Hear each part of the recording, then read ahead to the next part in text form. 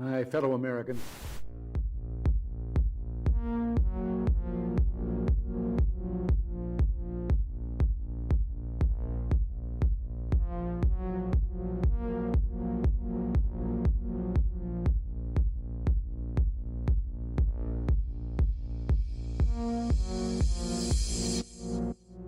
You might be wondering, why in the world is there a 30-minute countdown before the show starts? Well, we actually start live every day at 4 p.m. Eastern Time, so this whole 30-minute countdown is a chance for YouTube and Rumble to send out their alerts and notifications, so we encourage you to gather up and hang out with everyone in the chat room. So every day at 4 p.m. Eastern Time is when we do this show live. You can join us for the countdown if you like, or just set your clock and reminder that at 4 p.m. Eastern is when we go live. You can also make sure you subscribe and turn on that bell notification, so hopefully you will get a notification.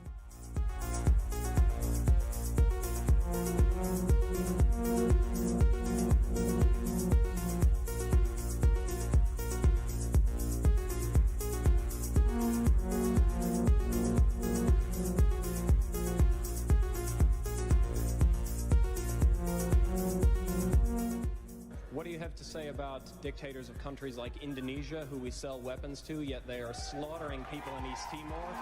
What do you have to say about Israel, who is slaughtering Palestinians, who impose martial law? What do you have to say about that? Those are our allies. Why do we sell weapons to these countries? Why do we support them? Why do we bomb Iraq when it commits similar problems?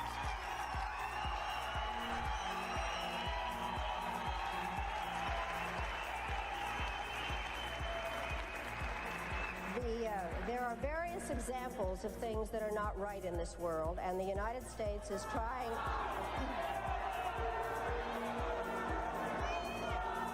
I really am surprised that people feel that it is necessary to defend the rights of Saddam Hussein, when what we ought to be thinking about is how to make sure that he does not use weapons of mass destruction. I'd like to... Who are shouting, just a moment.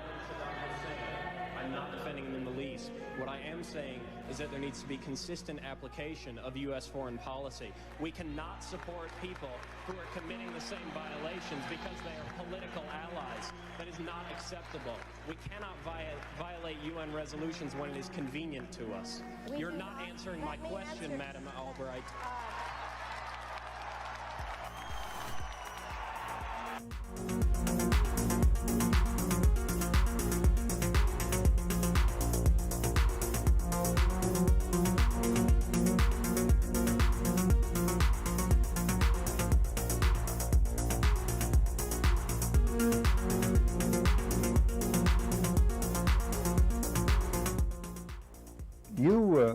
You briefed the press, did you not, when you were there?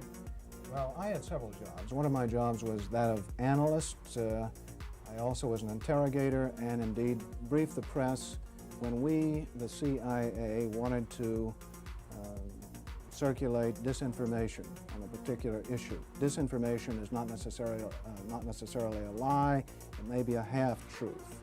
And we would pick out a journalist. I would go do the briefing and hope that he would put the information in print. What was your percentage of success? We were pretty successful in planning information of a rather rarefied nature. For instance, if we wanted to get across to the American public that the North Vietnamese were building up their force structure in South Vietnam, I would go to a journalist and advise him that in the past 6 months, X number of North Vietnamese forces had come down the Ho Chi Minh Trail system through southern Laos. Now, there is no way a journalist can check that information. That's data derived from radio intercepts, spy in the sky photography.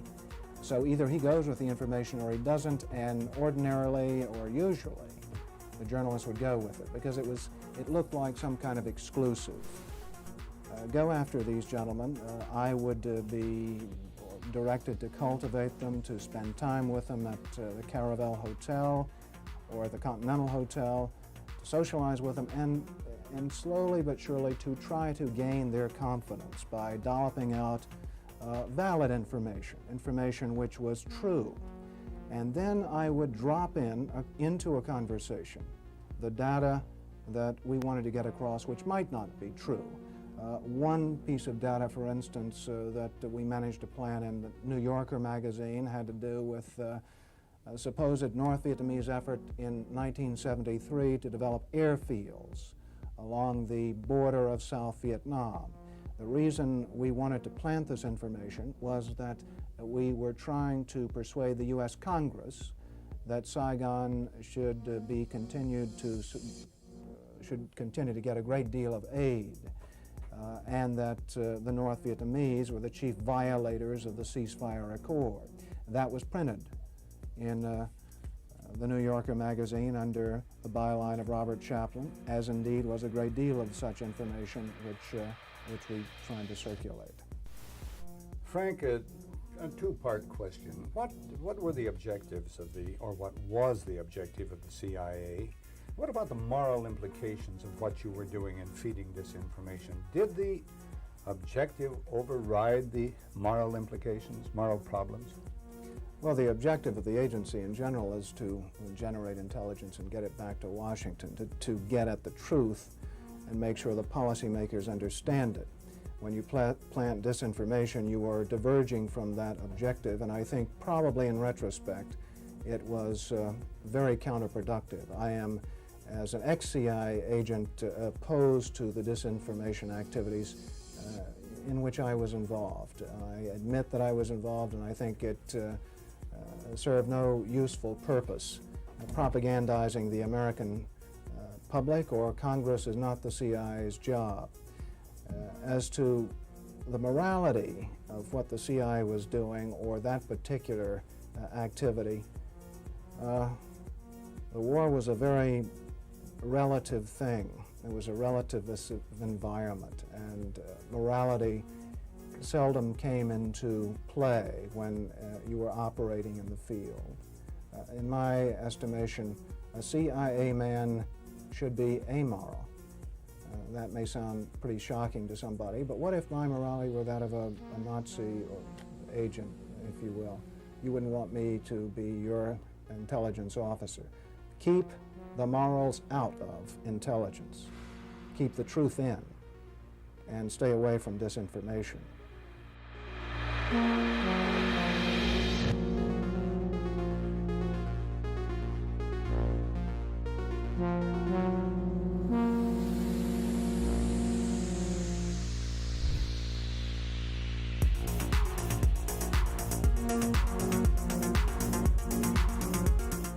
It would have been more appropriate for Mr. Trudeau, Prime Minister of Canada, to address this House according to Article 144, an article which was specifically designed to debate violations of human rights, democracy, and the rule of law, which is clearly the case with Mr. Trudeau. Then again, a Prime Minister who openly admires the Chinese basic dictatorship, who tramples on fundamental rights by persecuting and criminalizing his own citizens as terrorists just because they dared to stand up to his perverted concept of democracy, should not be allowed to speak in this House at all. Mr. Trudeau, you are a disgrace for any democracy. Please spare us your presence. Thank you.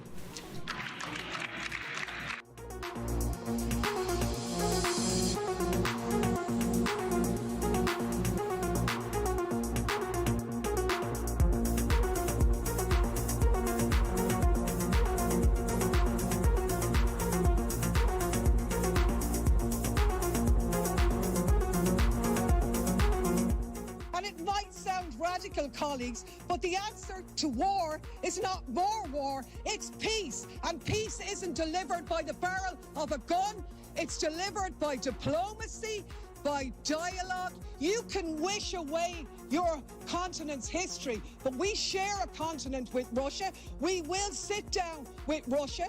There will be a negotiated peace, and this organization should be promoting it earlier rather than delaying it and making sure that more Ukrainians die. Your feigning of sympathy rings hollow. It makes me sick, to be honest with you.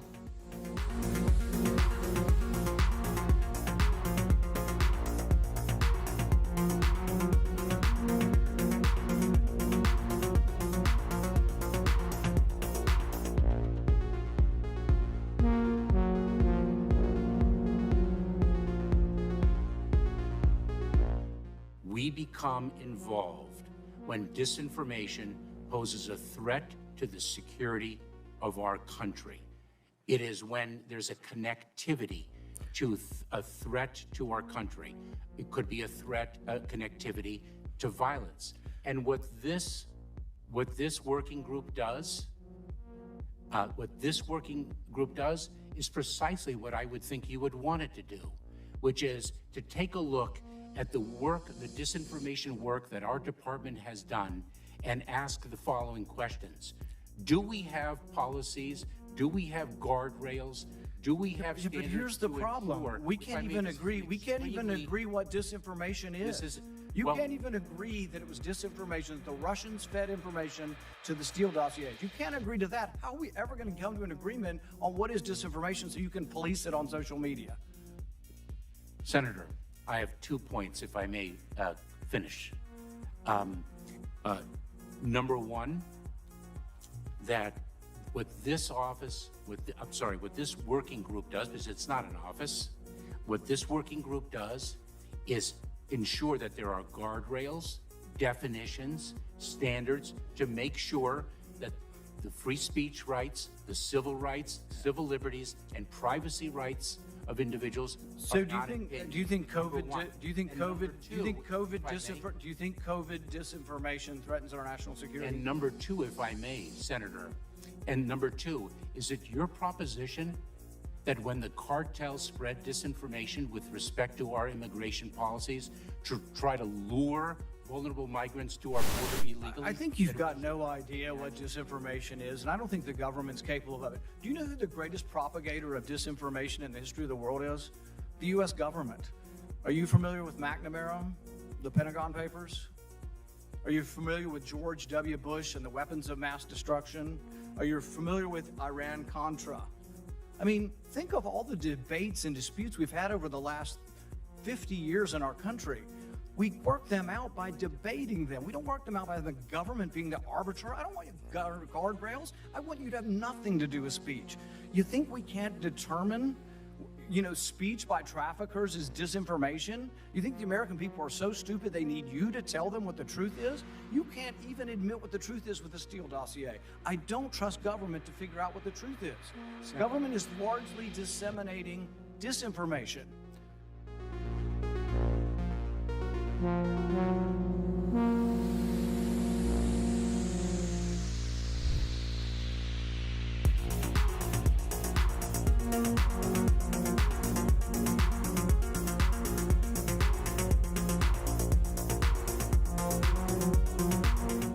Hey everyone, just as a reminder, our show starts at 4 p.m. Eastern Time, just a few minutes from now, but I should remind you that we have a daily newsletter. It's totally free. Natalie and I work very hard on it every morning over a cup of coffee, putting the stories together that we think are important that the mainstream media is going to ignore. All you need to do is go to our website. It's just redacted.inc. Put in your email address. We won't ever sell your email to anybody. And then you'll receive a welcome email. And all you need to do is verify that email, and 7 a.m. Eastern Time is when we send out our daily newsletter. And it's about 5 or 10 minutes in length that you can read it over your cup of coffee. And like I said, we cover 4 or 5 of the big stories of the day, plus a couple of things you might have missed while you were sleeping. We try to have some fun with it, add a little humor into it. And again, it's a great way to start off your morning. But it's also a great way for us to stay connected with you as well, because we've been banned and blocked on some of these platforms before, where we haven't been allowed to post anything, not even a community post. So the only way for us to stay connected with you is through our newsletter. We were able to send out a newsletter and say, hey everyone, we're blocked for the next week, and let you know what was actually going on with our show. Anyway, go to redacted.inc and sign up for the free newsletter, and it'll be posted first thing in the morning over your cup of coffee.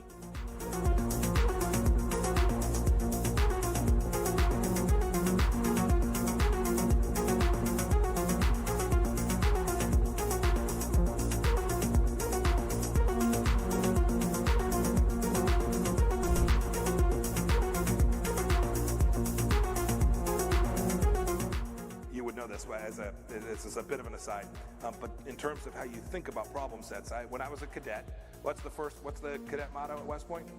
You will not lie, cheat, or steal, or tolerate those who do.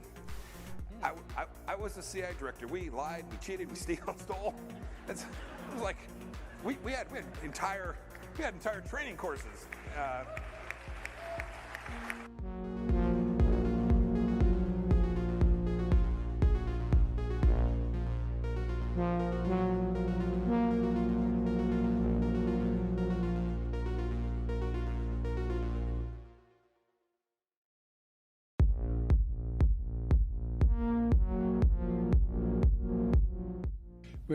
We had a good discussion on ensuring global energy security and adequate oil supplies to support global economic growth, and that will begin shortly. I'm doing all I can to increase the supply for the United States of America, which I expect to happen. The Saudis share that urgency, and based on our discussions today, I expect we'll see further steps in the coming weeks. Are you worried about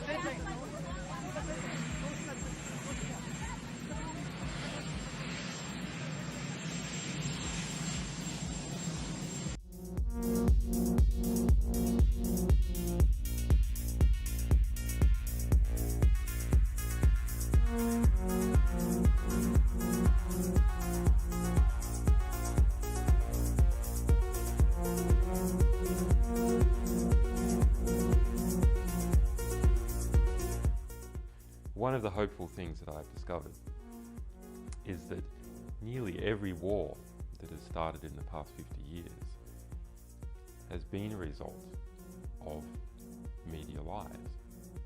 The media could have stopped it if they had searched deep enough. If they hadn't reprinted government propaganda, they could have stopped it. But what does that mean? Well, that means basically populations don't like wars. And populations have to be fooled into wars. Populations don't willingly and with open eyes go into a war. So if we have a good media environment, then we'll also have a peaceful environment.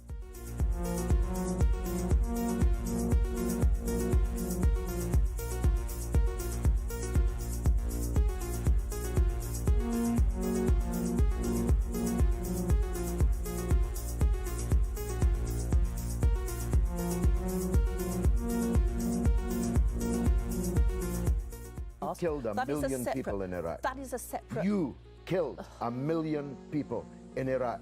It's incredible that you have the brass neck to be sitting here now urging another Iraq war. George, after if what I you've was still already in done. Parliament, I...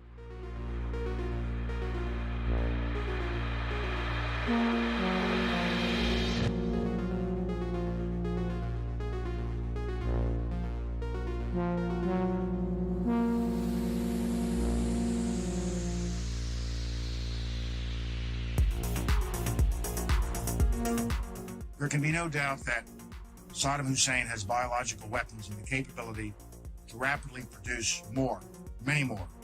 And he has the ability to dispense these lethal poisons and diseases in ways that can cause massive death and destruction.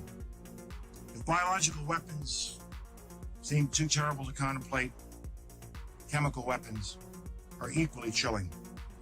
UNMOVIC already laid out much of this, and it is documented for all of us to read in UNSCOM's 1999 report on the subject.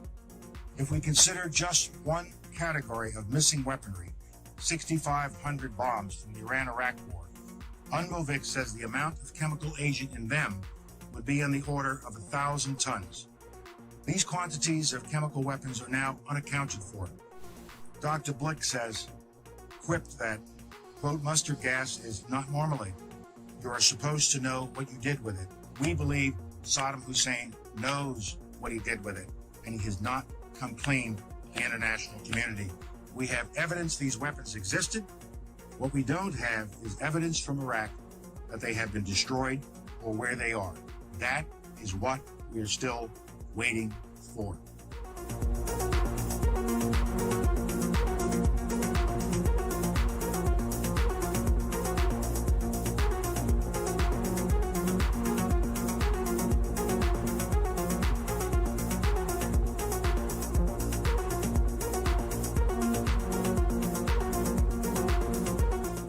Okay, inspection worth doing, everybody's agreed it's worth doing, and it gets stopped. Yes, sir.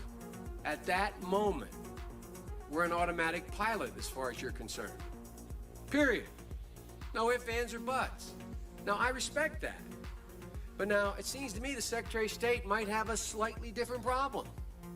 Secretary of State might be sitting there and saying, now look over there on that side. Now, I remember so-and-so and so-and-so and so-and-so, and the 12 people on this side, they're all the ones that said they didn't want to use force. Now, I'm going to have to go tell the president now that we should, or Secretary Cohen, unleash whatever it takes to get it done. And our military assessment is the same as the major's. The major's assessment is, privately held but publicly acknowledged later, that airstrikes alone aren't going to do this. Saddam's not going to cave on this. So, now here's the deal. I recommended the president have at it and let the chips fall where they may. A reasonable position for the Secretary of Defense, the Secretary of State to take. But I respectfully suggest, Major, I respectfully suggest they have a responsibility slightly above your pay grade. Slightly above your pay grade. To decide whether or not to take the nation to war alone. Or to take the nation to war partway. Or to take the nation to war halfway. That's a real tough decision. That's why they get paid the big bucks. That's why they get the limos and you don't. I mean this sincerely. I'm not trying to be flip. Because I think, and that's why I said at the outset, the reason why I'm glad you did what you did, we should come to our milk. We should make a decision. But in terms of whether the Secretary of State has no more to consider than you do as the arms inspector, you didn't get in, didn't get my job done, get me in. Period. You made the deal, right? That's the deal. A deal's a deal. Get me in. Scott Ritter, I'm ready to go. It's not how it works. Now, maybe it should work that way. But wouldn't you acknowledge that if you were President of the United States or the Secretary of State, you'd sit there and say, now, okay, old Scotty boy didn't get in. We said he should get in. We want him to get in. It's important that he does get in. They're not going to let him in, so what are we going to do now? We know that France and Russia aren't going to be with us. We're quite confident China's not. We've already run those traps. They're not there. We're not sure where the United States Senate is, but have at it, boys. Go get them. And by the way, Scott and the boys say air power's not enough. I think it's a legitimate debate, Major. I think it's a legitimate debate. But I don't think we should be putting it in the context of you have somebody up there at state saying, look, how can we weasel out of this agreement? We want to let this guy out there hanging. We're not this. It's a very practical political decision. Same kind of decision General Powell made. Same kind of decision President Bush made. Every president, every Secretary of State has to do it. Like I said, they get paid more than you. Their job's a hell of a lot more complicated than yours. They may have made the wrong decision, and you brought it to light. We should address it. We should say straight up where we are, and we should do it. And for that, I thank you. But it's above your pay grade.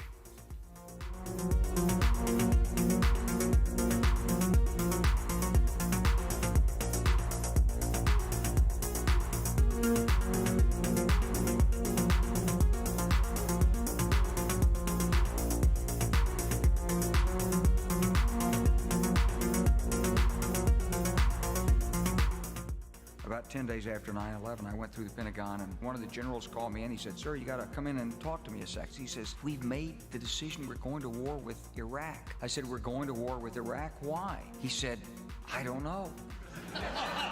He said, I guess they don't know what else to do. He said, I guess it's like we don't know what to do about terrorists, but we got a good military and we can take down governments. And he said, I guess if the only tool you have is a hammer, every problem has to look like a nail. So I came back to see him a few weeks later, and by that time we were bombing in Afghanistan. I said, are we still going to war with Iraq? And he said, oh, it's worse than that. He reached over on his desk, he picked up a piece of paper. He said, I just got this down from upstairs, meaning the Secretary of Defense's office today, and he said, this is a memo that describes how we're going to take out 7 countries in 5 years, starting with Iraq and then Syria, Lebanon, Libya, Somalia, Sudan, and finishing off Iran.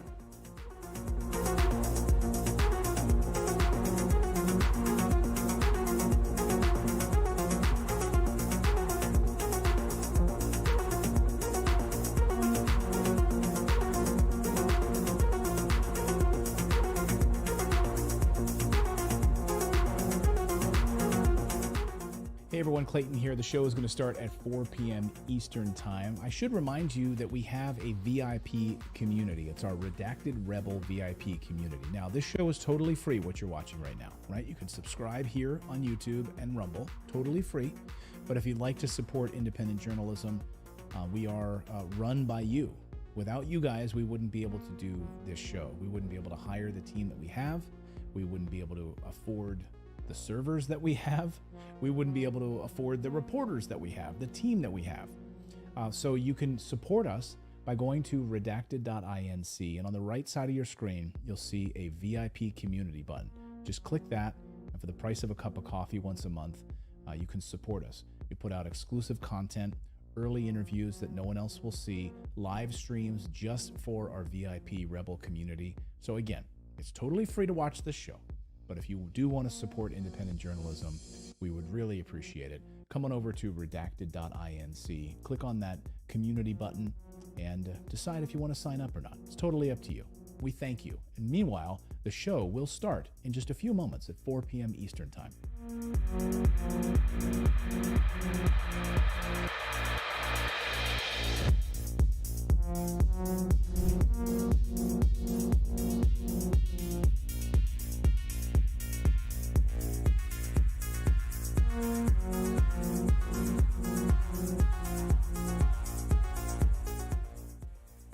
Whatever our hopes may be for the future, for reducing this threat or living with it, there is no escaping either the gravity or the totality of its challenge to our survival and to our security. A challenge that confronts us in unaccustomed ways in every sphere of human activity. This deadly challenge imposes upon our society two requirements of direct concern, both to the press and to the President. Two requirements that may seem almost contradictory in tone, but which must be reconciled and fulfilled if we are to meet this national peril. I refer first to the need for far greater public information, and second, to the need for far greater official secrecy. The very word secrecy is repugnant in a free and open society, and we are, as a people, inherently and historically opposed to secret societies, to secret oaths, and to secret proceedings. We decided long ago that the dangers of excessive and unwarranted concealment of pertinent facts far outweighed the dangers which are cited to justify it. Even today, there is little value in opposing the threat of a closed society by imitating its arbitrary restrictions. Even today, there is little value in ensuring the survival of our nation if our traditions do not survive with it. And there is very grave danger that an announced need for increased security will be seized upon by those anxious to expand its meaning to the very limits of official censorship and concealment. That I do not intend to permit to the extent that it's in my control. And no official of my administration, whether his rank is high or low, civilian or military, should interpret my words here tonight as an excuse to censor the news, to stifle dissent, to cover up our mistakes, or to withhold from the press and the public the facts they deserve to know.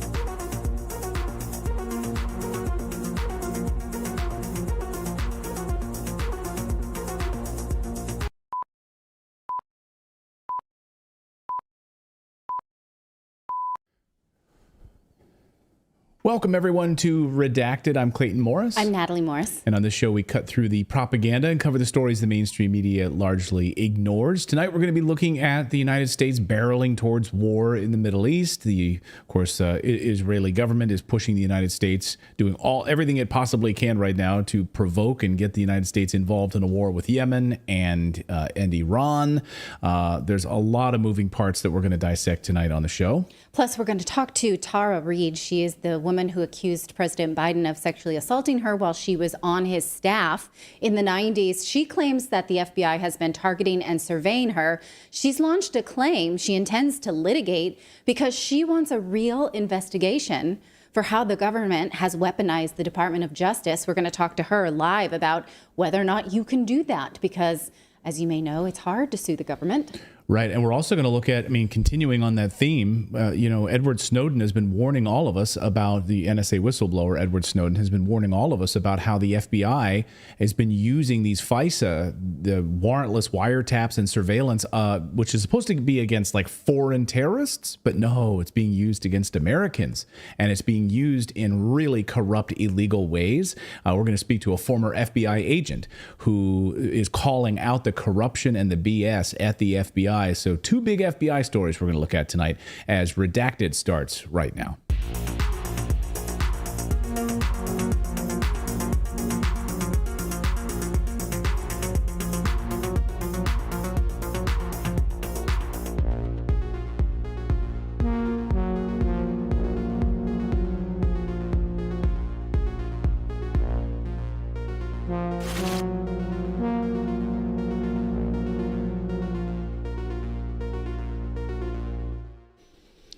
All right, everyone, welcome in. Thank you guys so much for subscribing and being a part of our show here. We really, really appreciate it. Thank you guys for joining us here before the holiday break. Yes, we are going to be off for a few days during the Christmas holiday, spending time with the family. Hope you guys will be doing the same as well. But the news doesn't stop, and we'll continue to watch what's going on and happening around the world, and we will bring it to you as we see fit. Yes, as we can get away from our children who are now out of school. Right. It's much harder to work. Today is the only day that we intend to work while they're home, and that's not fun. This is not news to anybody who had children during lockdowns, but anyway, we're going to get through it. We have some peace and quiet, so let's do it. We also want to, yes? No, I was going to tell people about, go ahead. Oh, I was going to tell you about our newsletter, which we also wrote today with children home. You can find it at redacted.inc, and it is a compendium of everything that we talk about in this show with original links to the best of our ability. There's no paywall there. You just subscribe and you get it. It's totally free. Nothing's an upsell or a cross sell or anything like that. Again, it's at redacted.inc. You can read all about the stories that we're going to talk about here, plus more. You just put in your email address, click the authentication email, and then you will get this every day that this show is live, Monday through Thursday. And we really appreciate your free subscription to the Redacted newsletter. So once again, that's redacted.inc. Well, will we have peace on earth this holiday season, or are we headed for all-out war in the Middle East? It seems like the latter is what's happening. Over the past few days in the north of Yemen, a general mobilization is underway to send hundreds of Houthi fighters to the Gaza Strip. Israeli officials now admit overnight that they are nearing all-out war with Hezbollah. Western allies sending, of course, dozens of warships in and around the Red Sea. Yemen says they will target U.S. warships in response to any tensions in the Red Sea. Israel has ordered an evacuation in southern Gaza so they can start bombing there. And Benjamin Netanyahu just told Lloyd Austin that the U.S. is basically at war with Iran. Listen. Mr. Secretary, it's good to welcome you and your delegation again. We're fighting a war of civilization against barbarism. I can say that when we spoke, I expressed again our commitment, Israel's commitment to achieve total victory against Hamas. And we think that this is not only our war, but in many ways your war, because you are leading the forces of civilization in the world. This is a battle against the Iranian axis of terror, which is now threatening to close the maritime Strait of Bab el-Mandeb. This threatens the freedom of navigation of the entire world. I appreciate the fact that you are taking action to open that strait It's not only our interest, it is the interest, I think, of the entire civilized community. And I want to thank you for the support that you have shown consistently. And I welcome the opportunity to talk about what else we're doing to have our common interests served. Mr. Prime Minister, thank you.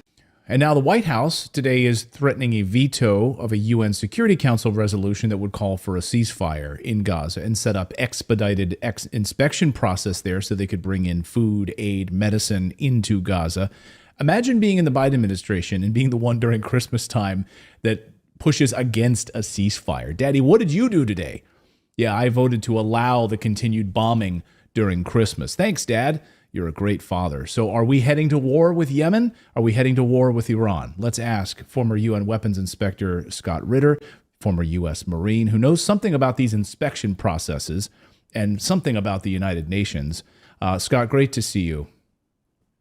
Thanks for having me.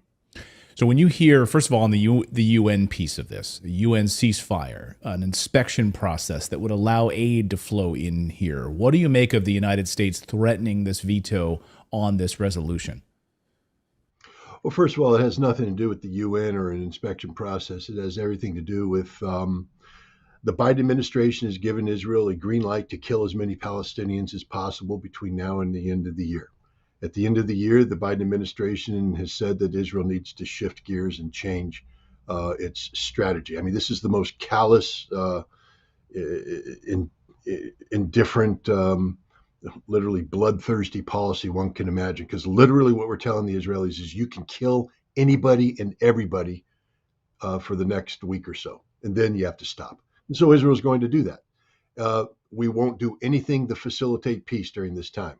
The United Nations will be able, I'll just say this without any hesitation, the inspection process put in place by the United Nations would guarantee that all humanitarian goods were indeed humanitarian goods and would be distributed to the proper people. There's no doubt about this. Israel can scream all at once about how Hamas will take over, Hamas will do this, Hamas will do this. No. Israel just doesn't want to do anything to alleviate the suffering of the Palestinian people because it is their strategy of collective punishment. They are trying to kill as many people as possible. I'm just stating that straight up. There's no military advantage here. This is 100% punishment because Israel knows it will not achieve its stated objectives. They will not destroy Hamas militarily or politically. So what they're doing right now is punishing the Palestinian people. This is targeted genocide against an innocent civilian population. It's the worst kind of war crime, and it's happening in front of everybody as we speak. And the United States is the principal facilitator of this. So Merry Christmas, America, you suck. Yesterday, I asked presidential candidate Vivek Ramaswamy that question. I said, I asked him flat out, here, I'll play it for you right now. Is Israel committing a genocide there? Would you label it as a genocide? And here was his response. I'll tell you where I come down. So I don't think that the use of the word genocide is appropriate there because 20% of the Palestinian, 20% of Israel's population is Palestinian, and the place on earth where Palestinians live the best life is in Israel. But I'll tell you, I'm not running to be president of Israel, and I'm not running to be president of any other country. I'm running to be president of the United States of America. So as it relates to Ukraine, I'd end that war, and I've talked about that extensively. You asked about Israel. Here's my view. We shouldn't be intervening in that war. My message to Israel is Israel absolutely has the absolute right to defend itself, and I'll diplomatically stand for Israel's right to do so. But I'm against the $16 billion or $14 billion or whatever it is aid package. I don't think that's good for Israel, and I don't think it's good for the United States when we muddy the waters. And so it's not our job to be the global policeman, and I take issue with those Biden or others that are now going in the direction of calling what Israel's response is a genocide or whatever. I think that's inappropriate. It's off the mark. But I also don't want to intervene half in, half out in these conflicts in the Middle East that haven't advanced our interests. Scott, what do you think about that? It's not a genocide, according to Vivek. Vivek doesn't know what he's talking about. I mean, to be honest, I tell you what, Vivek, go live in Gaza for a minute. Send your family to Gaza. Send your loved ones to Gaza. Send anybody you care to Gaza, and they'll phone back to you and say, Vivek, it's a damn genocide. Okay, Vivek, you're thousands of miles removed. You're an idiot. you just disqualified yourself to be president of the United States. But then again, so has every other candidate who's running for president, so it doesn't matter. But no, Vivek, it's a genocide. Look up the definition of genocide. You're the one who's so clever with words and definitions. Be smarter than this. Be the leader you want to be. Be different than everybody else. Separate yourself from the pack by having an ounce of humanity in your heart, especially at this time, Christmas time. It is genocide. It is the targeted slaughter of civilians using American bombs and American aircraft with American money. We are the ones killing them, Vivek. You're the ones killing them. You're a genocide enabler. Don't pretend that you're anything other. In our chat yesterday during that interview, our audience, who understands this deeply, said, look up the definition of genocide. Look it up. So I think they agree with you on that. So the White House position on this is carpet bomb. You have full carte blanche to do what you want. Okay, that's the White House position on this. Sending now warships to the Red Sea. So that's the U.S. side of this. What will the Iranian side and the Yemen side, the Houthi side, the Hezbollah side, what will that side look like over the next week to 2 weeks? Well, I mean, Yemen has pretty much made a decision that it's all in.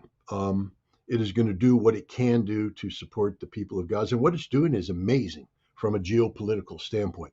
They have shut down the Red Sea to Israeli maritime traffic. Shut it down. It's costing Israel billions of dollars, and it's disrupting global commerce. I mean, there is a meaningful impact to what Yemen has done here in terms of shutting down, ships transiting the Red Sea. The United States right now is desperately trying to come up with a solution. But let me just make it clear. We don't have the military force capable of handling this problem. And it's stupid to pretend that we do. We got a carrier battle group. That's it. What can it do? Drop bombs. Yemen's been bombed by American planes and American bombs since 2014. You suddenly think they're going to be intimidated because a couple dozen American airplanes flown by American pilots are be dropping the bombs? 2, we have no idea how to do, the targeting of relocatable targets, mobile relocatable targets. That's the Yemeni missile systems, etc. I played a role in that during the Gulf War. We sucked then, we suck now. We don't know how to do it. We can't do it. We're going to have zero impact. What we're going to do is empower the Yemenis to, maybe get that 1 in a million shot in, or 1 in 1,000 shot, or 1 in 100. We don't know what the odds are, and sink an American aircraft carrier.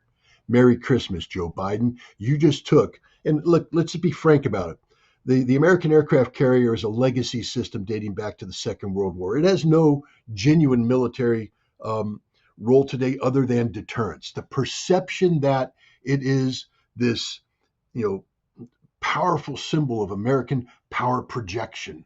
But that symbol is gone when it's sunk. When you put the Dwight D. Eisenhower under the water, 5,000 to 7,000 dead Americans. That's what's at risk here. Why? Because we don't have the courage to tell Israel, stop. This could all end today if we imposed on Israel the requirement for a ceasefire. Pick up the phone, Joe Biden, and tell Bibi not another American dime will go your way if you continue this war 1 more hour. The war's over at that point because Israel can do nothing without American aid. Show the courage. Instead, what Biden is doing is putting all of American national security at risk, indeed global security, because you're not going to beat the Yemenis. You're going to empower them. Therefore, we're going to become more and more desperate. Israel is going to be more and more desperate. They're talking about expanding the conflict against Hezbollah. Israel, newsflash, you can't beat Hamas. You're not going to beat Hezbollah. They're 10 times more prepared. They have 100 times more powerful weaponry, and they have a plan to take northern Israel. If you want to lose the Galilee, go into a full-scale war with Hezbollah. And then what's America going to do? Intervene? Again, Hezbollah has been receiving Israeli bombs American bombs dropped by American-made airplanes for decades. They're not intimidated by anything America can bring to bear. And if America brings enough to bear, now we bring in the Iranian problem.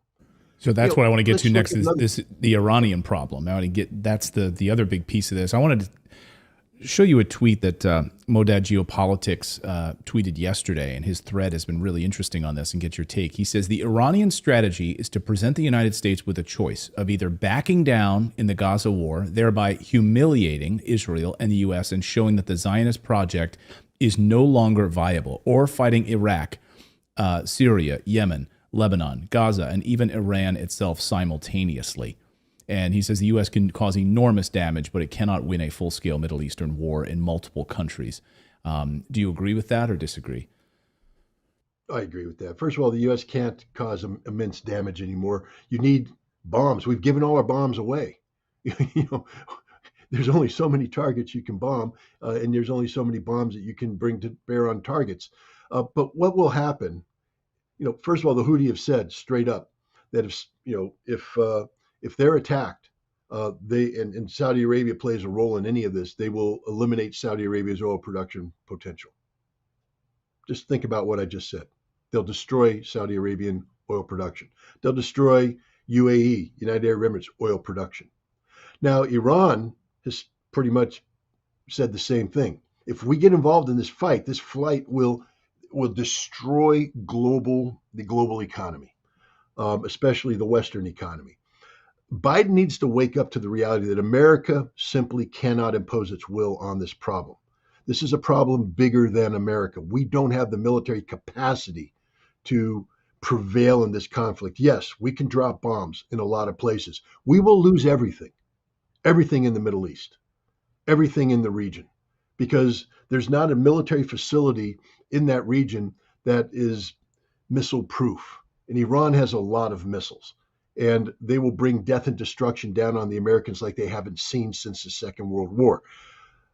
And then what? Now we're in a regional conflict. Can we throw cruise missiles at Tehran? Yeah. But to what end? Because Tehran will destroy everything we have in the region. And then where are we? We don't have the ability to invade Iran. We can't do it. You could mobilize the entire American military capability today. We can't invade Iran. We don't have the ability. So to what end are we getting in this war? At the end of the day, the costs that will accrue by the United States taking on the entire region on behalf of Israel will far outweigh the consequences of just telling Israel no. But we can't tell Israel no because Israel owns us. Every voting member of Congress is under pressure from the Israeli lobby. The President of the United States in this election year is under pressure from the Israeli lobby. Vivek is under pressure from the Israeli lobby. All American politicians are. Why? Because they own us. We've allowed Israel to insinuate themselves into the American political dynamic so that we can't separate legitimate American national security objectives, which include don't going to war against the world, from Israel. Benjamin Netanyahu has been trying for years to get America to go to war with Iran. And now it looks like he may succeed. Congratulations, Joe Biden. You've allowed the most vile war criminal in modern history, Benjamin Netanyahu, to dictate American national security policy to the detriment of the American people. So I'll get you out of here on this, Scott, which is what happens over the next 2 weeks. We know the Israeli side and what the United States is allowing for this carpet bombing to continue. But do you see the United States? I thought, okay, we're going to take a vacation here. We'll have a holiday break. It'll be quiet. No, it seems like this is not going to be a quiet Christmas at all. It seems like we're heading into a massive war. What do you see? There's still a chance for reason to prevail, meaning that there are people surrounding Joe Biden who will tell him that this isn't the war you want. This will not make you a wartime president who's attracted to the American people. This will destroy you even more politically. And that's the most important aspect to be considered. Let's just be clear about it. Nothing that's happening right now with Israel relates to American national security. Israel does not promote American national security. Israel is an impediment on American national security. Israel is a giant weight around our neck, taking us to the bottom of the ocean. But we've somehow believed that we have to defend Israel as an extension of American national security. There's nothing that's happening right now in terms of defending Israel that promotes American national security. This broader war will be an absolute disaster for American national security, and it will have consequences that cannot be mitigated before the November election, which means that Joe Biden will lose the election. It's a 100% guaranteed outcome should he do this, because the economy, and again, I go back to James Carville. You remember when he was helping Bill Clinton run. It's the economy, stupid. It is the economy, stupid. And if you allow this conflict to expand, the impact on the oil market, on energy security, and what will happen to Europe and the United States, it will be total collapse. There are people around Joe Biden saying, "Boss, this ain't the way to do it. You got to start thinking about November. This is going to sink you." And hopefully they get through, along with the Pentagon, who has a history of telling presidents, "Hey, boss, we'll obey your orders, but understand we don't have an in-game strategy here. We got nothing. And you're going to open up a Pandora's box that is going to create problems that we can't solve. We don't have a solution for these problems." And I'm hoping that the combined impact of these two advisory vectors will be such that Biden will pull back. I don't think he's going to put pressure on Israel. But I think that if again, because remember, the consequences of going to war against everybody is going to last for years. The consequences of letting Yemen shut down Israeli maritime traffic until the end of the year lasts until the end of the year. At the end of the year, after Israel has killed as many Palestinians as they possibly can, we can see a ceasefire. We can see the humanitarian aid coming in. We can see that, and you can create the political conditions that have Yemen back down. So hopefully wiser heads will prevail here and just say, look, suck this up for another week and a half, and then let's try and walk away from this problem. But don't dive in with both feet, because it's going to be the proverbial tar baby. It's going to be, quicksand, whatever analogy you want to use. It's going to suck us in and we're never going to get out. I hope you're right about it, because when a president's approval rating is this low, two things have happened. The presidents have almost always started a war, or they've resigned. So there's two options. Maybe this will be the first. Maybe this will be the third way out here this time. Maybe he'll resign, actually, and Kamala Harris will become president. That seems to be the path that Democrats are going now with that secret meeting this past week, trying to force him to do something here. Well, who knows? Gavin Newsom maybe will be the next president. My God. It's going to be a crazy Christmas. Scott, we appreciate your time today. Thank you so much. Hopefully you and your family have a Merry Christmas. We really appreciate your insights on all of this. Thank you very much. And to you as well, you and your family, and to all your viewers, Merry Christmas. Happy New Year's. Well, we wish Scott a Merry Christmas as well. That is sobering news, and we need to stay on top of that. We have more news to get to. We're going to talk to Tara Reade in a moment. She's the woman who accused Joe Biden of sexual assault when she was a member of his staff. She's trying to sue the FBI, or at the very least get an investigation into how the Department of Justice has been weaponized against her. She's going to tell us that story, coming to us from Moscow, where she has been granted political asylum. We have that story and more. But first, we want to tell you about our friends over at HelloFresh, because with HelloFresh, you get farm fresh, pre-portioned ingredients and seasonal recipes delivered right to your doorstep, so you can skip trips to the grocery store.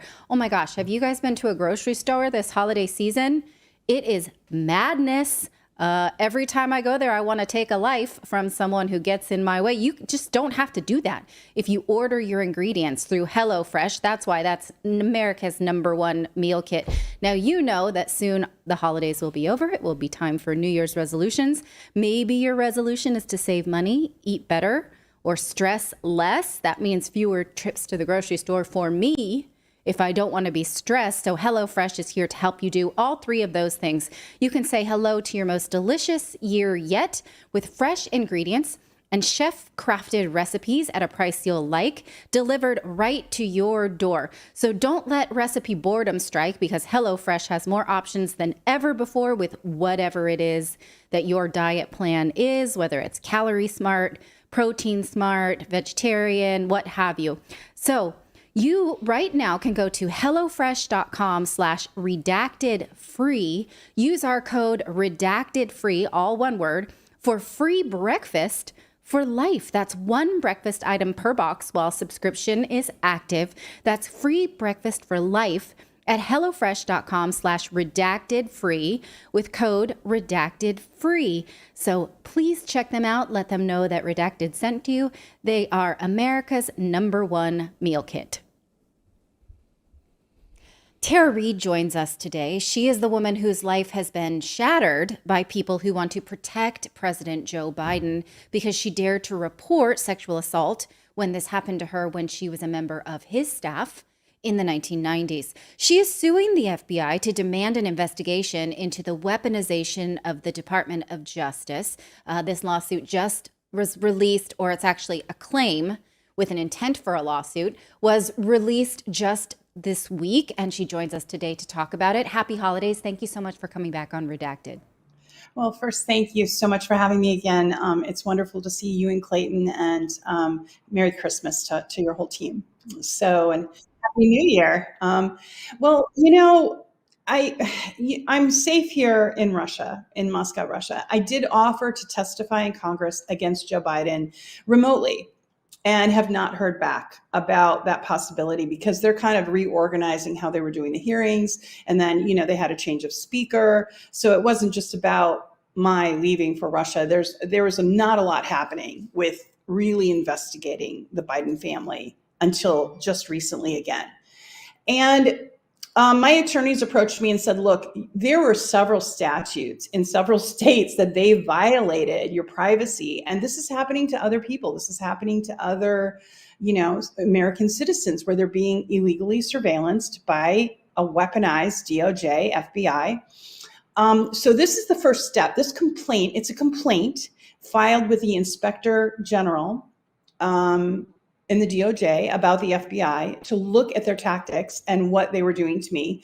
And I think it's important because, you know, I'm just a regular American citizen, and this happened to me. It can happen to anyone. And it is happening to anyone. It's happening to Trump supporters. It's happening to, there's a group, you know, the Black Socialist Movement, their movement. So it's happening on the left. It's happening on the right. It's all over the place. And we need to look at how politicized the intelligence community has become and how much freedom they have to surveil. And I mean by surveillance, I don't mean, you know, like stuff you see in the movies. I mean, like they pull your bank accounts, they look at every transaction, they pull your social media, your private conversations with family, with people, FaceTime, Twitter, or X as it's called now, Gmail, everything. And they do this through what's the secret court called FISA. And so my attorney speculated by doing some research about my case that I wasn't just being surveilled. It wasn't just like an operation of Biden's campaign. This was much bigger. This was actually a weaponized FBI operation that went all the way up to the NSA eventually. And it was done to specifically suppress my allegations against Joe Biden when he sexually assaulted me in 1993 when I was a staffer. Now, he buried the report. It's sealed in the University of Delaware. And so the next step during the campaign, when I came forward, along with 7 other women, and there are other women, by the way, who have not come forward, who are petrified to, he has tried to do everything he could, his campaign, the people working with him closely, to silence it, just like they did the Hunter Biden laptop. So the more research my attorneys did, the more they realized, because they had done other human rights cases, the more they realized, okay, this is big. This is like an operation. And so this is the first step. There's going to be another step that's taken after New Year, and we'll, of course, let you know what that step is to further try to get some answers from the FBI. So we're asking for, you know, information about my files. How do they surveil me? Why do they surveil me? Why is there a sealed case, criminal case against me with a grand jury impaneled? And why was I warned by intelligence community members that were whistleblowers and by a sitting US congressman that my life was in danger and I had to stay in Russia? It's ridiculous. It's unprecedented. It needs to stop. And Well, in your book, you do a really nice job of detailing just how scary it's been for you since you reported this abuse in 1993. And it's gone through fits and spurts where you try to live your life and then it creeps up. You and your daughter don't know who's watching you, who's reporting what things, who's digging into your privacy. There's just scenes of you sitting in the kitchen and not being sure if you're being watched or not. That must be terrifying. Now, since last year, or this year rather, you have sought asylum in Russia. Has that helped give you quality of life? Actually, yes. And the Russian Federation, I have a lot of gratitude to RT, who hired me to do more substantive work and writing. I'm working on a book as well with a publishing company. And then, the safety issue has been, I have a nice place to stay. I don't feel surveilled. Of course, I'm still surveilled by the American intelligence community, and that still happens. When I first came here, I went out to a pub and met some local expats, Irish and British. And of course, in the British intelligencer, they talked about how I was enjoying my night of freedom in Moscow with a bunch of Irishmen and British men. And it made me sound kind of wild. And it's just funny. It's ludicrous at this point. But basically, it's very safe here. Moscow is an extremely safe city anyway. And so that's been good. However, back in the States, there's still shenanigans happening. And my horse was almost kidnapped about a month into me being here in Russia. And that was really traumatizing. I mean, a trailer came onto the property and they tried to load him, and the owner of the stable stopped them. So the person was a little deranged and was saying she was doing it for Joe Biden. And I don't know why Joe Biden would want my horse. So anyway, he's safe. And I was able to get local law enforcement, and the local ranch, of course, protected my horse, and he's fine. But things like that. My daughter's, right before we came here, she has a security system. It was hacked. Her computers were all hacked. So things like that were all happening, and that has ceased pretty much. Now that I've filed this, hopefully that won't start up again. But I feel safe filing this from here. I don't have to be there in the States to do it. And I'm the only whistleblower that can do something like this, can make this move and really call out the FBI. And when they reveal these files, and I don't care what they reveal about me, my point is they shouldn't be surveillancing me. What we need to find out is why they were doing this to US citizens and what other operations are, in the crosshairs of it. Well, just this week, we reported how the journalists and lawyers that met with Julian Assange in the embassy had been surveyed, and a judge is allowing their case against the CIA to go forward, which is unusual because most people are not successful at challenging how they are surveyed by the government. So does this case give you hope that perhaps you will be successful in challenging how your privacy has been infringed upon? Well, that's a really good, thing that you brought that up. Julian Assange has suffered so much, and he also had a murder plot against him by Pompeo, and that was revealed. And there's been no consequences for Pompeo for actually. Well, more specifically, not really about Assange. Right. It's about the American citizens who met with him, and their privacy was infringed upon. So you can see how this parallel would relate to you. The government has to answer for how and why they have been targeting you. Exactly. And there's not only a right to privacy in federal law and in the constitutional right of privacy, but also there's state statutes that are very specific about the kinds of privacy that you have. And I lived in California and Washington and Oregon, as you know, so those have very high standards for privacy, and those were violated. So you're right, there is a very strong connection there between that case and my case. And again, this will reveal sort of the weaponization politically of the DOJ by the Biden regime. And when I talk about that weaponization, I'm not, it goes deep. It's bureaucrats that are working that kind of stay on. So it's like the former Obama staff that stayed on for Biden, right? So we need to reveal these folks that are, bad actors. Now, on the downside of this, a law that just passed is, of course, the revamping of the FISA. And unfortunately, that got bipartisan support, and that's opening up more surveillance on U.S. citizens. And you know, Natalie, I don't know if you've heard this argument, but people will say, "Oh, well, you know, I don't care if I'm surveilled. I have nothing to hide." No, that's not the point. If you come in contact with the government in a way that they don't like, they will use whatever they have and twist it to their advantage, right? Right, that's totally ignorant. People who think they have nothing to hide don't realize that the government could find something that they maybe wouldn't want the government to find and weaponize it against you if they want to. If I recall correctly, the last time we spoke, your daughter was planning a wedding and you weren't sure if you would be able to be at your daughter's wedding since seeking asylum. So is it your intention, if you get your name cleared, if you get a proper investigation, that maybe you would come home to the United States? Well, this is how I feel about that. My daughter actually is still planning her wedding, and it looks like they're going to do something like a private ceremony. So she just really wanted me there. So they're going to do their own thing, and she's going to eventually, hopefully, visit with me over the next year or so, probably after the election, after some of this, is settled. She'll probably come and visit. But still, that sounds really hard way to live, to wonder how you can continue your life or what you can plan based on what you think your government will do if they decide that you are some kind of enemy of the state.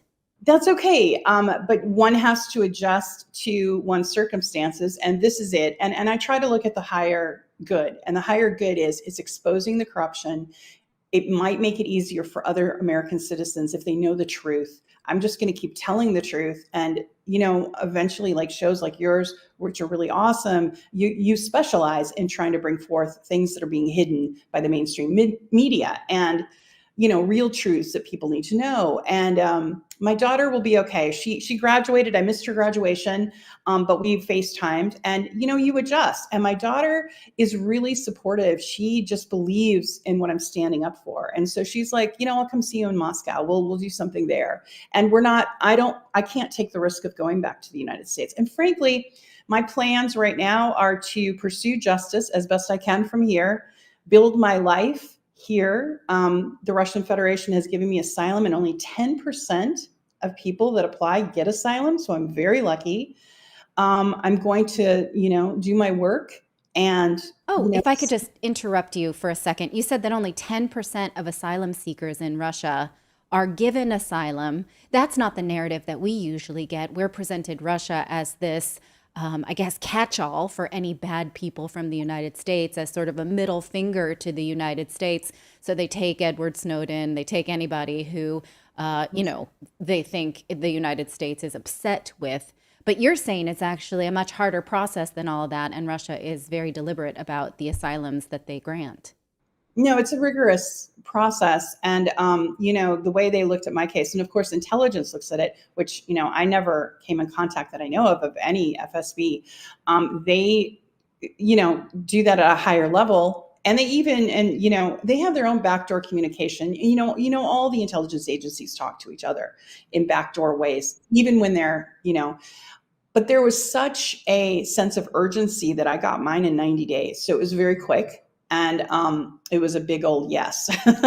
So, but I mean, I had a sitting congressman give me a warning. So that's, Matt Gaetz. So that was very significant. Plus, former U.S. intelligence that are whistleblowers had, sounded the alarm. It's like, Natalie, I'm not blaming the whole intelligence community. I don't want to say everyone in the FBI is a bad actor. There are good people that go, just like I went to the Senate with good intentions. People that really want to work for their country, that love America, and want to do what's right. But then they get caught up in a bigger political kind of quagmire. And then there are people who step out, like Kyle Seraphin, who blew the whistle about the FBI targeting Catholics in the United States. So you have those but that was really brave of him. But as a consequence, he lost his pension, he lost his job. And he has children. I mean, he has to survive. And so the sacrifices one makes as a whistleblower can be from losing your profession to losing your freedom like Julian Assange. And I think it's clear that nobody really is in danger anymore for sexual assaults from Joe Biden. If he came at you, you could just easily shove him off. It's not anymore about Joe Biden. It is about the powerful people who are covering up what Joe Biden has done, covering up what Democrats don't want you to see. It's about these narratives of power and also use of the Justice Department as a weapon against these narratives, right? Yeah, and it's about the cover up. It's about the cover up, right? And it's about the lengths they went to suppress the truth. Obviously, Joe Biden has some form of dementia. It's obvious. Like, it's to anyone who's a human being, you can tell he's more than just elderly. He actually has like some form of dementia or senility happening. But what this is about is more about holding him accountable, just like the Hunter Biden thing. I mean, look what just happened a few days ago. Hunter Biden didn't show up for a valid subpoena and then held a press conference about it. That's how much power these elite Democrats have right now, the neoliberal kind of faction. And it's not healthy. They've got the mainstream media wrapped around them, their narratives, and everyone else. And look at the results. Because, and I want to make this clear, Natalie, I love America. I'm not, I was born in Monterey, California area. I grew up, I went to law school. I served, as I could, in the Congress, in the state Senate, in California, and in the U.S. Senate, and did Homeland Security, and also did victim advocacy, did everything I could for my country, and a lot of work for free. And so for me, it's been really heart-wrenching to be called a traitor when actually I was running from the government that I was serving. I was serving them. And when a violent crime happened to me and I went for help, they went after me. That's not right. And it shouldn't happen to anyone. And so I'm going to be loud and talk about it. And if I have to do it from Moscow, Russia, I will. But on the other hand, I want to say that I'm not nationalistic. I love Russia. I think Russophobia is ridiculous. I think any kind of xenophobia is silly. Living in a foreign country is an adjustment, but I'm going to embrace it. I'm learning Russian. I'm learning the culture, the music, the food. And, I will make a good life. And I'll maybe hopefully be able to visit the U.S. I think what a lot of people don't realize is that when you intend to litigate, you know that you will be put through the ringer, even if you're the plaintiff. So they will drag out anything about your past that makes your case. Now, earlier you said you don't really care about what they expose, for you, but still you have to be vulnerable to do that and brave because they're going to make their case that they needed to survey you or whatever if this is allowed to go forward. So it does take bravery on your part. I want to thank you for coming to talk to us, coming to tell your story, and wish you luck with this moving forward. And happy holidays. Thank you, as always, for coming on Redacted. Same to you. Take care. All right. Thanks so much, Tara. And such a brave woman. Thank you for sharing the story, and good luck to you. We hope a positive outcome comes from this. It'd be absolutely fascinating. Hopefully it opens the door for other Americans to do the very same thing. We're going to talk more about the FBI and the corruption there in just a moment. Edward Snowden, of course, the NSA whistleblower, warning all of us about exactly what the FBI is doing and these intelligence communities by using this FISA warrant structure and illegally spying on Americans and using, it's supposed to be to go after foreign terrorists? Oh, no. It's being used to surveil Americans. We're going to explain how that is working. So we're going to talk about that next. But first, I'm going to tell you about our community.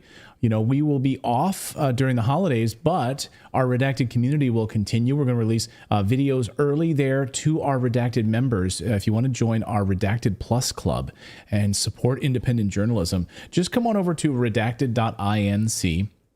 And for the price of a cup of coffee once a month, you can support what we do here and just join us, and you'll get access to exclusive content, videos that you won't see anywhere else, interviews early before anyone else gets to see them.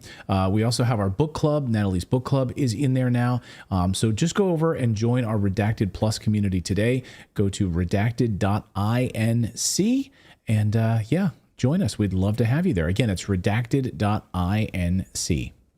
Well, make no mistake about it, the Fourth Amendment of the United States Constitution is quickly becoming a thing of the past. NSA whistleblower Edward Snowden warning all of us of the illegal searches and seizures that the FBI and other government agencies are carrying out with the help of Congress, giving them cover to do this, giving them the power to carry out warrantless wiretaps on Americans. And it's all built in to the brand new Defense Authorization Act, the big defense spending bill, the $866 billion defense spending bill that President Biden just signed into law. President Joe Biden will sign the newly passed National Defense Authorization Act into law. The $886 billion plan will include a more than 5% pay raise for members of the military. The bill also includes a short-term extension of a controversial law that permits warrantless surveillance of foreign nationals. Kyle Seraphin is a FBI whistleblower and a true American patriot. He's been screaming from the mountaintops about how corrupt the FBI is, how they're carrying out illegal surveillance on Americans using the FISA program, illegal warrants, to rope Americans into illegal custody. It's unbelievable, and we wanted to invite Kyle on to talk about this. Kyle, good to see you again. Welcome back to the show. Thanks, Clayton. Good to be on. Good to talk to you. So your response here, of course, Edward Snowden been beating the hammer on this. You've been out there as a whistleblower on your show, really pushing this for many, many months on the illegal size of this. And then, of course, this just passes right inside of the National Defense Authorization Act. President Biden signs it, and here we go. Congress is complicit. The president is complicit. What was your initial response to seeing them just go along with this again? It's kind of nauseating, but it's also kind of expected. I do think that this is the nature of the federal government. This is what I've seen. I was 5 years in D.C. working for the Washington field office for the FBI. And what we would always see was there was some moment, it would come to the crisis, it would come to the crux of the problem, and then they would basically do the thing that the federal government's best at, which is kick it down the line. They would do a temporary spending measure. They would do a continuing resolution. They would pass it as part of an omnibus, and then it would just sort of disappear. And there's not really a great mechanism for the American people to do anything about it, because once it's passed, it's passed. They put it in there. They've kicked the can down for, another couple of months, and we're going to have more sort of unlimited FISA capabilities that the FBI has been advocating for. It's really worthwhile dissecting the FBI's arguments on behalf of the FISA and why it's so valuable to them. And when you break it down and look at it, you go, that doesn't seem like what it's intended for. I just watched my buddy George Hill, who is a former NSA guy, Snowden era time, and was also an FBI supervisor in the intelligence sphere. And he worked as an analyst. And so he was talking to me about it on my podcast. I actually sent him a link to John Cornyn and the Assistant Attorney General, Matthew Olson, talking about FISA and specifically 702 FISA. And they're breaking it down like children, because that's kind of how they treat the American people. It's like this, well, when they say foreign intelligence surveillance, they do mean foreign, right? And he goes, yes, they mean foreign. And so he's keying up these things. And when I sent it to George, he said, that's the second time that I've seen gay pornography in the Senate, this month, because it's just two men with their clothes on doing something that is really gross to watch. They've pre-planned this thing. It's scripted. It looks a lot like what he called K-Fab, or, like kind of WWE wrestling. It's planned out who's going to win and what the questions are going to look like. It looks very choreographed. Most Americans have no idea what 702 FISA looks like. They don't know what FISA means to begin with. And so we can kind of break that down. Yeah, let's break that down. And this, of course, was born, I think, if I'm not mistaken, out of the Patriot Act after 9/11, right? This foreign surveillance, the idea we're going to watch terrorists overseas. If they're going to attack us, we want to know about them, right? So we can use this sort of blanket approach under the Patriot Act. Can you walk us through exactly what this mechanism does? Absolutely. And that is obviously where it went wrong, but it actually goes back further than that. If my recollection serves, it's 1978, it might be 1974. The FISA actually goes back to the end of the Cold War.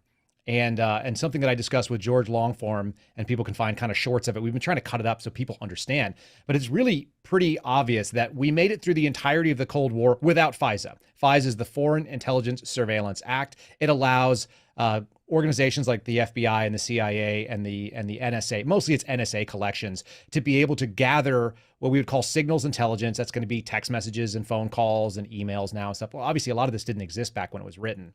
And it allows them to pull it into a collection data warehouse where they can exploit it in certain ways to protect national security, which on its face doesn't sound that bad.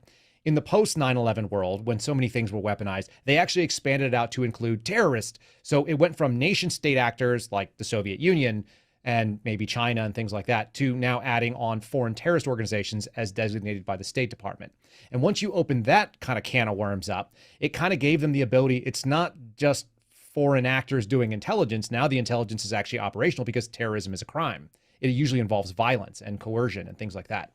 So once they started bringing that sort of ability in, the most recent arguments for FISA were all about how it's helping disrupt what they would call transnational organized crime. This is like mafia type stuff. These are organized cartels that are bringing fentanyl over the border. And when you're telling me that a tool that is designed for intelligence and doesn't have the same scrutiny as a traditional warrant when it comes to doing collections is being used to do criminal casing against cartels and other foreign actors that are doing criminal violations in the US, we've really gotten very far afield from it. And what people should also know is that this all was incremental. It started after 9/11, where they started moving it forward. They added terrorism to it. And then what we saw was kind of this aggressive movement by allowing Barack Obama walking on the last couple days out the door, saying that they wanted to put these things in place where they wanted to be able to, use it more of a political tool.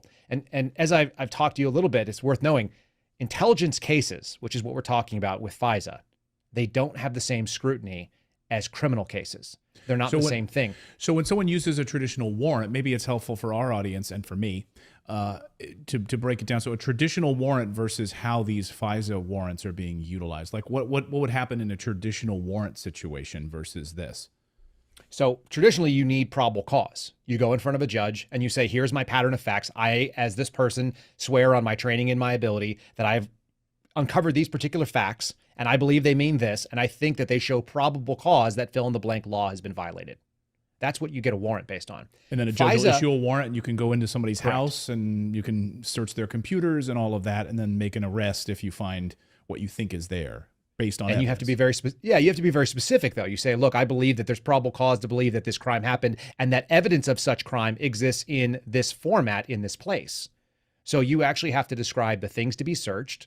And that's because the Fourth Amendment says we have a right to be secure in our person's papers and things. So you should be able in your home, in your documents, in your business, to have reasonable belief that there is actually some sort of due process being carried out.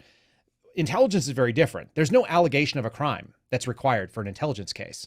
They can do it based allegation or information that something happened that you might be part of the threat landscape, and that's very nebulous and it's very amorphous. And so very few people, even 50% of the FBI doesn't even get involved in this kind of thing. The criminal aspect of it is not part of the intelligence side of the house, which is probably 60% of the FBI right now. When I was working on these, they would literally say, this person is a Chinese spy.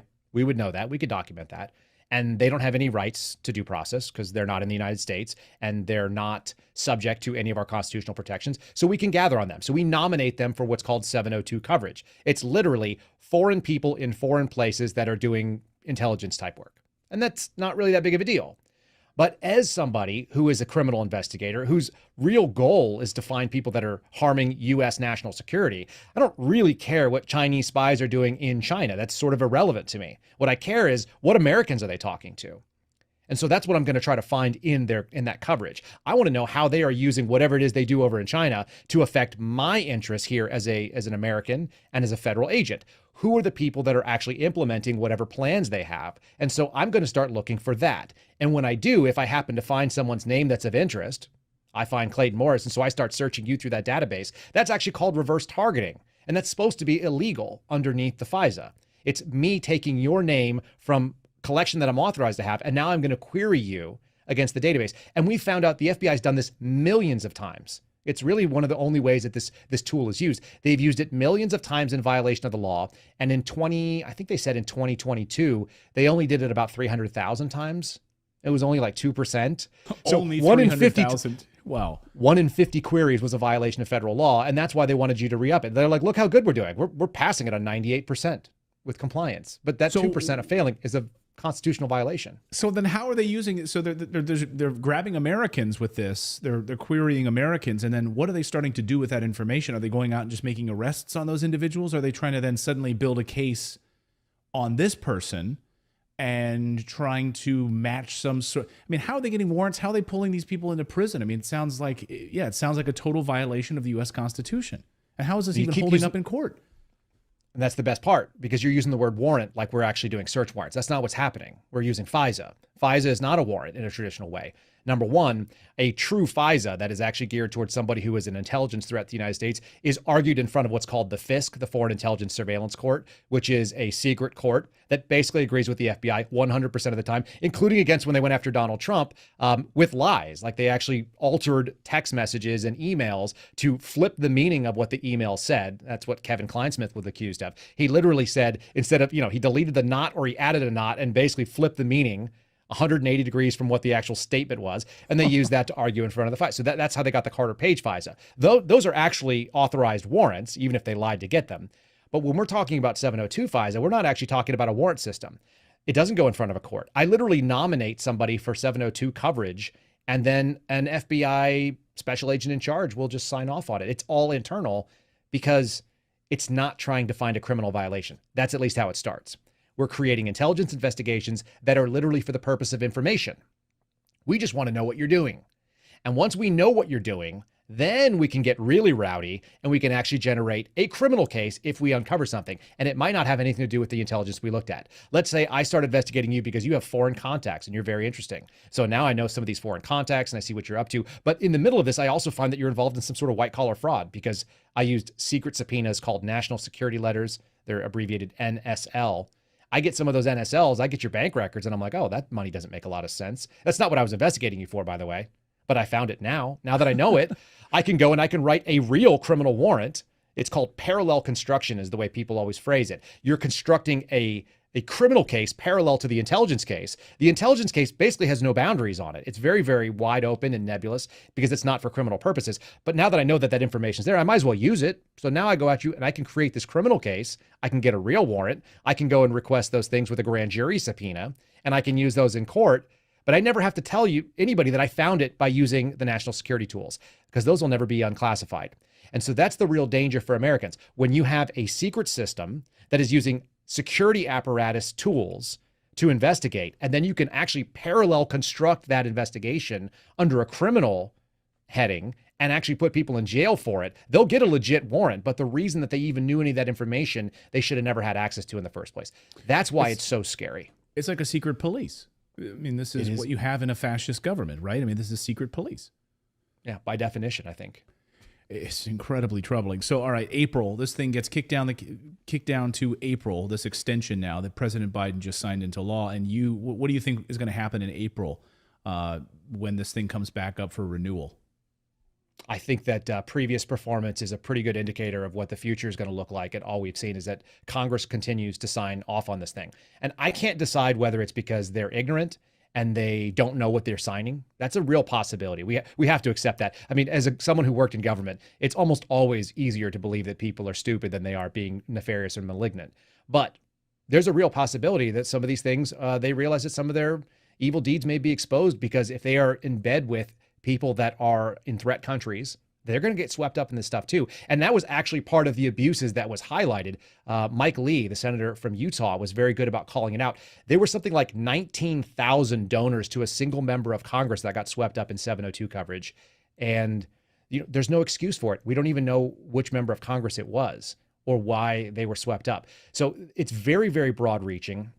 It's useful that the FBI actually houses it in a very innocuous sounding program called DWS. It stands for Data Warehouse Service or System. And that's literally what it is. It's just all the data. It's all there. And what you'll hear is the FBI actually argues out of both sides of its mouth. They say, look, we have a legal right to go get this because the courts have sided with us. What they don't mention is that the courts don't have jurisdiction over this particular process. So they've never actually had anybody withstanding, because nobody who's being swept up in it even knows that they're under 702 surveillance. That's the danger number one. So yeah, they have no standing, which is why the courts rule in their favor, because nobody's been able to challenge it. That's bizarre. And then the second thing is they'll also say, and since we have a legal right to get all this stuff, of course we can query it, despite the fact that the law says exactly the opposite. So they're arguing out of both sides of their mouth. Do Americans have any right to ask the government in a Freedom of Information Act request, some sort of a blanket request, like which Americans are being looked at under 702? Can they do that? No, it's classified. So Americans have no right to know that their government is investigating them. Correct. Under this and let me illegal give you countenance. Let me give you a real concrete example, because the first probably 8 or 10 cases that I was assigned when I was working in Washington, D.C. Now, first of all, it's worth noting, I joined the FBI when I was 35. I had a little bit of life experience behind me. Many of the FBI agents come out of the academy. They're 25, 27, 28. They're relatively younger. And some of them comes directly out of grad school, out of law school, and they go right into the FBI, and that's all they've ever known. I had a pretty good sense of, I'd been enlisted in the military before that. I'd run restaurants. I'd worked in finance. I'd bounced around and done a bunch of things. So when I got there, the first thing they did is say, hey, you're kind of an outdoor dog. Like, you want to do outdoor things. Let's sit you in front of this desk for 10 hours a day. All I did was figure out what we were doing was wrong. So the first thing assigned these 10 cases, 10 cases, I looked through every single one of them. First, your job is to familiarize yourself with the case. These are intelligence cases, by the way, not criminal. So there's no allegation anybody committed a crime in any of these. But we've been investigating some of these people for like 6 to 8 years. And as I'm reading them, some of them are former government employees, some are people that applied to be federal government employees, and I'm reading through them, and it's very obvious to me very early on that they're garbage. There's no reason to do this investigation. They're literally there for the purpose of me writing a file review and saying, I'm doing work, keep paying me. That was essentially the reason that I saw them. And so I brought to my boss, I said, can I go do the interview? I'm going to close this case. It's garbage. And she said, well, then what are you going to have for your file review? It's like, I don't care. At least I won't be investigating an American citizen who I know didn't do anything wrong. And they're like, well, that's not really what we do here. Like, there's more things you can do. Why don't you go pull all the trash out of his trash can and then look and see if there's anything in there that incriminates him? Why don't you do another national security letter and get his new updated bank records? Because the last time we pulled bank records was 3 years ago. And so you get 500 pages worth of bank records, from inception to date. You get all of the phone calls or the text messages they get, whoever they're talking to and communicating with. And you scroll through that and you go, okay, there's still nothing here. Can I go talk to this guy, please? And when I finally did, and I sat down and talked to one of these subjects who may even know that I'm talking about him at this point, which is kind of funny, I closed the case right afterwards because I said, I'm here to talk to you about the following stuff. I gave him a reason to talk to him. And he said, to be honest with you, it's probably because I was lazy. I just didn't fill out those forms correctly. And I said, yeah. I knew that too, because I looked at 8 years worth of investigation into you. I didn't tell him this out loud, obviously, but 8 years worth of investigation. The obvious conclusion to any thinking person was this guy was lazy. And I'll give you an example. It was like when you filled out your background check form and you said, who knew you when you lived in, Iowa? And he said, this girl, who was she? She was my girlfriend. Where did she live? Iowa. Like, it was that vague. He didn't care. And I knew that. And so would you if you had read it. And so that was enough for me to just run someone ran for 8 years on this case. What a good use of American taxpayer dollars. Unbelievable that this is what's being done. Well, Kyle, thank you for shining a light on this. And I wanted to get your assessment of this now that it's written into law, at least temporarily, through April of this year. And hopefully we can drum up enough awareness about this over the next few months. While most Americans have been sleeping on this, and maybe members of Congress have been sleeping on this, we can get a groundswell of support over the next 4 months to make people aware of this, call their representatives and tell them this needs to be removed and they need to do something about this, so that come April, we can have this thing removed. Kyle, thank you for your service. Thank you for all of the work on this, and thanks for joining us. It's my pleasure. And thanks so much, Kyle. And there's a number of former FBI agents coming forward now who are pointing out the corruption inside the Bureau and exactly how they're operating. So thanks to Kyle for his bravery and the other whistleblowers who are coming forward. And they're having their lives ruined as a result of it because of the corruption there. But they are holding strong, very strong Americans, true patriots. Thank you so much, Kyle, for that. All right. Well, we're going to talk about gender roles in the United Kingdom because guess what?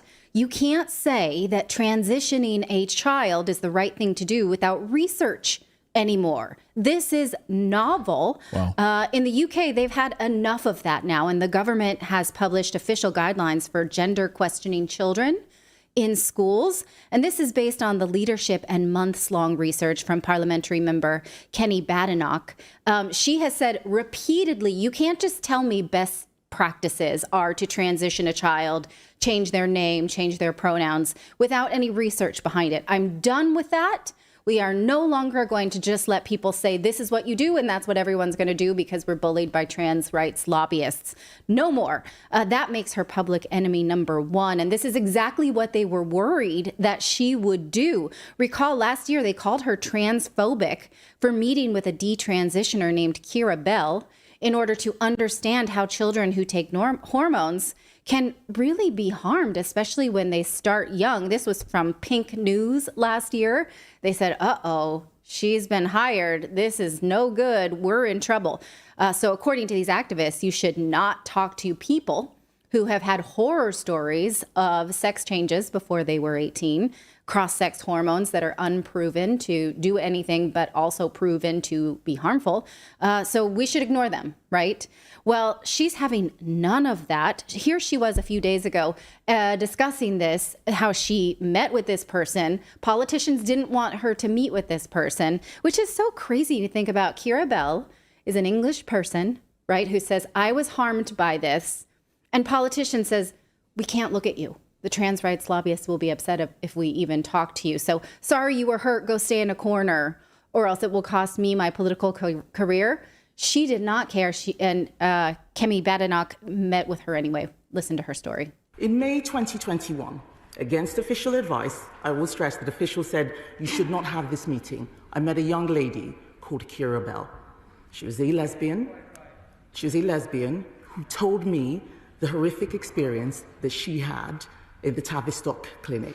It was an eye-opening experience. I know that the member for Kirkcaldy and Cowdenbeath talked about transing away the gay in his speech in Westminster Hall debate. We are seeing, I would say, almost an epidemic of young gay children being told that they are trans and being put on a medical pathway for irreversible decisions, and they are regretting it. That is what I'm doing for young LGBT children. I am making sure that young people do not find themselves sterilized because they are being exploited by people who do not understand what these issues are. And I am saying this on the advice of clinicians. I'm saying this on the advice of academics. There are clinicians from the Tavistock who have been whistleblowing, talking about what these issues are. The honourable man tells me that he is traumatized. We are traumatized by what is happening to young children, and we are not going to run away from this issue any longer. Good for her. Yes. She is a beast when it comes to this because she takes it. You know, people call her all kinds of names. She does not care. She is going to stick to the evidence and do what's right. Now, she has repeatedly says that she will proceed with these guidelines based on actual research, and she will not be bullied by activists like Stonewall. And one of the issues that we have is that a lot of people do not understand the law where it comes to self-identification. We are providing clarity there. We have engaged with numerous LGBT groups, but the fact of the matter is that many of them support self-ID. That is not this government's policy. Stonewall does not decide the law in this country. Whatever it is that people want to campaign on, we will listen and we will hear. But we have been very clear about this. And this is something that we are not budging on, and we are updating the law in accordance with government policy, and we will continue to do so. All right. I have many times said about her, you go girl. She's a hero. And she did exactly what she said she was going to do. So here is the official guidance for schools for gender questioning children. This was released this week. You can see that it's still in a draft form, but you can see where the government is going with this. Here are the 5 guiding principles. These are things that I would say up until recently, you couldn't even say this without being called hateful or transphobic. But the guidance is that a school and college has duties to safeguard and promote the welfare to all children, be respectful, tolerant, not no bullying, right? But parents should not be excluded from decisions. So you can't just socially transition a child, change their name, change their pronouns, and leave the parents out of that. She says they have specific legal duties framed by a child's biological sex. Now, the government is saying biological sex is to determine what groups you can be a part of. So and it is your duty to protect, for instance, girls for a single sex space to say, deal with their menstruation, change their clothes, those types of things. Same thing for boys. And that there is no general duty to allow a child to socially transition. This is specific guidance, and it's careful not to push for medicalization of bodies, sex change surgeries, harmful hormones. In fact, it takes a wait and see approach with these guidelines. It calls this watchful waiting. Take a look at this, which is published in the guidelines, saying that they need to wait before considering a request to ensure it's sustained and properly thought through decision. It may ensure unnecessary action is not undertaken. That's because all academic research on gender dysphoria shows that in over 80% of cases, gender dysphoria is resolved through a normal course of puberty. So what that means is that when you put a child on puberty blockers, you are blocking the one thing, which is puberty, that normally resolves gender dysphoria, and you are prolonging gender dysphoria indefinitely and creating a lifelong pharmaceutical Yeah, because it all works itself. I mean, mostly it works itself out. We've heard from so many testimonials of people who said, I grew up, I was kind of a tomboy. Right. And, now I'm a happily married woman with kids. And I was just kind of like a tomboy when I was a kid. And a lot of times it works itself out as gayness. But a gay person has a right to an unmutilated body, don't you think? Yeah. And so I'm glad. Go ahead. My mom got me dolls for Christmas one year, and I played with dolls. I'm glad that this wasn't around back then, because you might be talking to Davida or something. Yeah. David, right? Davida. Right. You might have some boobs on. I mean, that's the thing. Literally, shirt. it's that shallow. It is. It's like, oh, he's playing with dolls. Let's go get him some puberty blockers. Right. It addresses the fact that gender stereotypes are not gender. So if you are someone who plays with dolls and you're a biological boy, that doesn't make you a girl. That just makes you a boy who likes dolls, which should be okay, right? If you're a girl who likes sports, that should be okay. That doesn't mean, in fact, if we can just look at this next screen, it even says that a lot of this is pressure on it would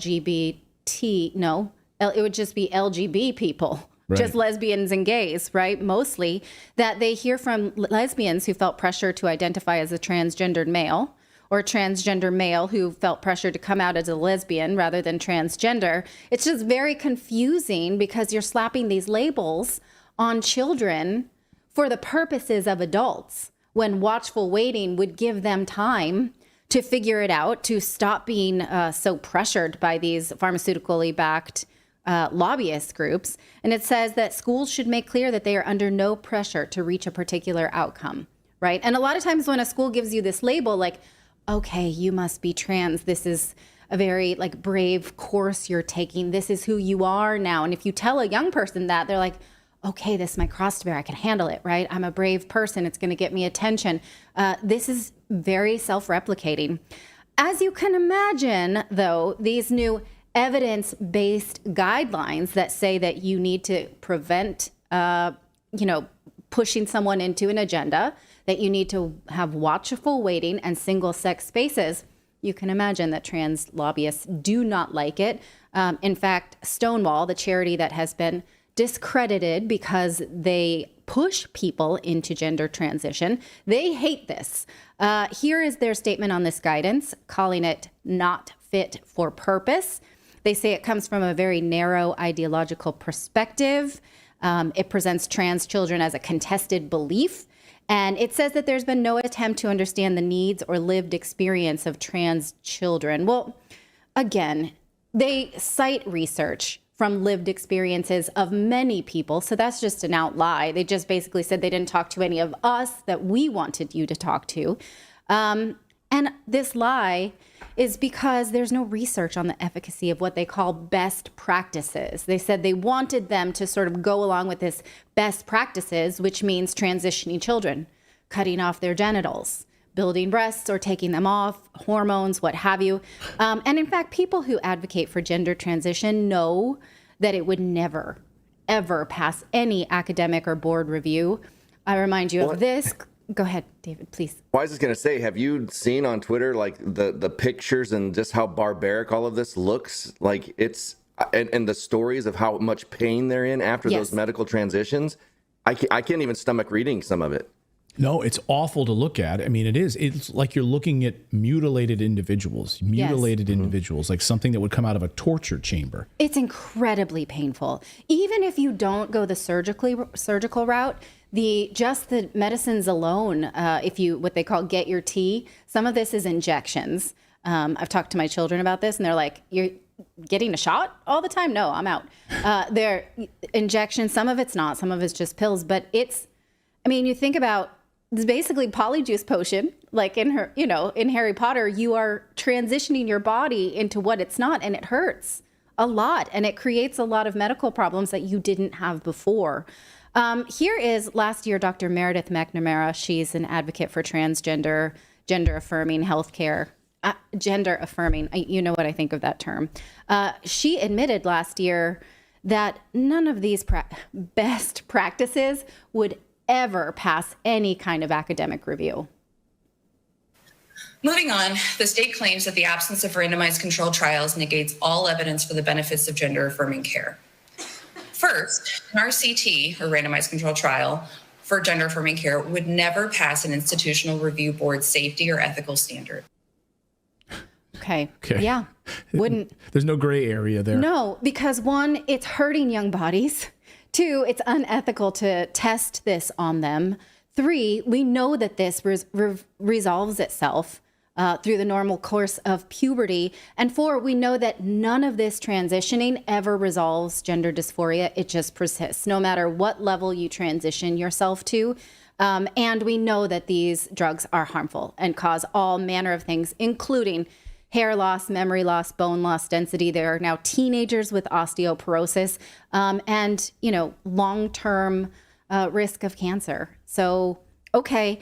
So, you can't just make up standards as standards of care or best practices and then refer to the things you made up as data, right? You have to have research behind what you are going to do to children or advocate for children. And that's what the United Kingdom is now saying. I wish the United States would say this. No more for gender rights, gender advocates, trans advocates. No more just making this up as you go. You have to come with research now. So we'll see if they do, in fact, do that. Let us know what you think of this in the chat. Unbelievable. Well, good for the UK. Good for the UK on this. I'm really excited about that. Maybe the US will pay attention. We want to thank all of you for an amazing season, an amazing year. This is going to wrap up our live shows for 2023. Like I said, we'll be watching very closely what happens on the global news front geopolitically, but we'll have a lot of great interviews and content for you coming out over the next few days during the Christmas holiday. We hope you have a wonderful family holiday wherever you happen to be going. If you're traveling, staying home, just being with your family, we wish you a very peaceful, prosperous new year as well. So thank you guys so much for being a part of our great community here. We really appreciate it. And we will see you back in the new year with new live streams at the beginning of the year here on Redacted. Thank you so much, everybody. It's been great to be learning with you, be broadcasting with you. We'll see you in 2024.